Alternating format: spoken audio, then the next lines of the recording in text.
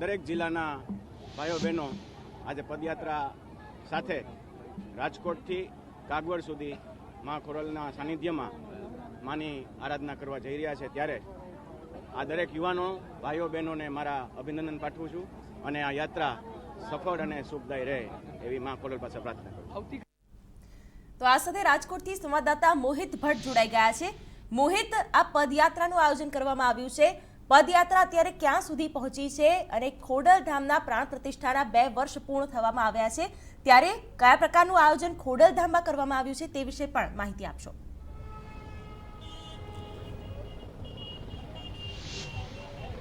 શિવાની, હું સીધા દ્રશ્યો બતાવવા માંગીશ કે જે રીતે ખોડલધામની જે પદયાત્રા છે તે અત્યારે ગોંડલ ચોકડી ક્રોસ કરી અને અત્યારે ગોંડલ રોડ તરફ આગળ વધી રહી છે. જે સર્વિસ રોડ છે ત્યાં કોઈ વાહન વ્યવહારને કોઈ રીતે અસર ન પહોંચે અને કોઈ અડચણ ન ઊભી થાય તે રીતે શાંતિપૂર્ણ રીતે આ યાત્રા છે તે આગળ ધપી રહી છે. આજે જે સાંજ સુધીમાં અલગ અલગ જે વિસ્તાર છે તે પછી ગોંડલ હોય સહિતનો જે વિસ્તાર છે ત્યાંથી તે પસાર થશે અને ત્યારબાદ આવતીકાલે સવારના આ યાત્રા છે તે યાત્રા ખોડલધામ સુધી પહોંચશે અને આવતીકાલે જ્યારે એક પ્રાણ પ્રતિષ્ઠા મહોત્સવ જે ભવ્ય મહોત્સવ છે, આ મહોત્સવના સૌ કોઈ સાક્ષી બનશે. આપણી સાથે જે નરેશભાઈ પટેલ છે તેમના પુત્ર શિવરાજ છે તેની સાથે વાત કરીશું.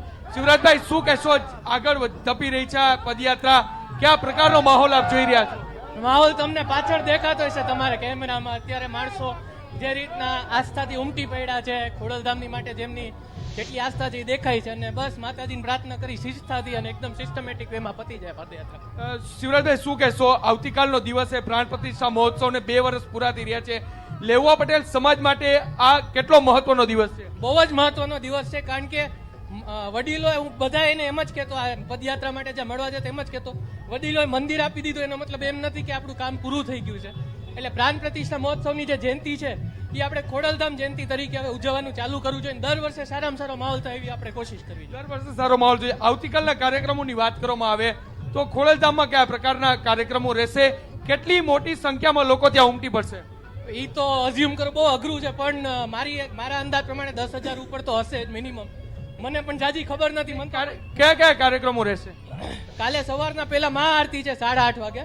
મહાઆરતી કલાકમાં પૂરી થાય પછી અમુક કાર્યક્રમો છે અને પછી સ્ટેજ પ્રોગ્રામ છે જેમાં વડીલો આપણે સ્પીચ આપશે. ચોક્કસથી શિવાની, જે પ્રકારનો માહોલ અહીં જોવા મળી રહ્યો છે, મોટી સંખ્યામાં લોકો છે જય માં ખોડલના જયનાથ સાથે અહીં તેઓ નીકળી રહ્યા છે અને જે આવતીકાલે સવારે 8 વાગે જ્યારે આ જે મહાઆરતી આ પદયાત્રા છે તે અહીં પહોંચશે અને ત્યારબાદ જે મહાઆરતી થશે અને જે મોટી સંખ્યામાં જે લોકો ઉપસ્થિત થશે, વિશ્વભરના જે જ્યાં પણ લેઉવા પટેલ સમાજ વસે છે ત્યાંના કન્વીનરો છે તે પણ આવવાના છે અને તેનું પણ સ્નેહ મિલન છે તે અહીં યોજાવાનું છે. યુવાનોમાં એક પ્રકારનો થનગનાટ છે તે પણ જોવા મળી રહ્યો છે. 2000થી વધુ જે મહિલાઓ છે તે પણ જે પદયાત્રા છે તેમાં જોડાય છે. ખાસ વાત એ છે પદયાત્રાની કે વિદ્યાર્થી સમિતિ છે જે ખોડલધામની તેમના દ્વારા જ આયોજન કરવામાં આવ્યું છે અને મોટી સંખ્યામાં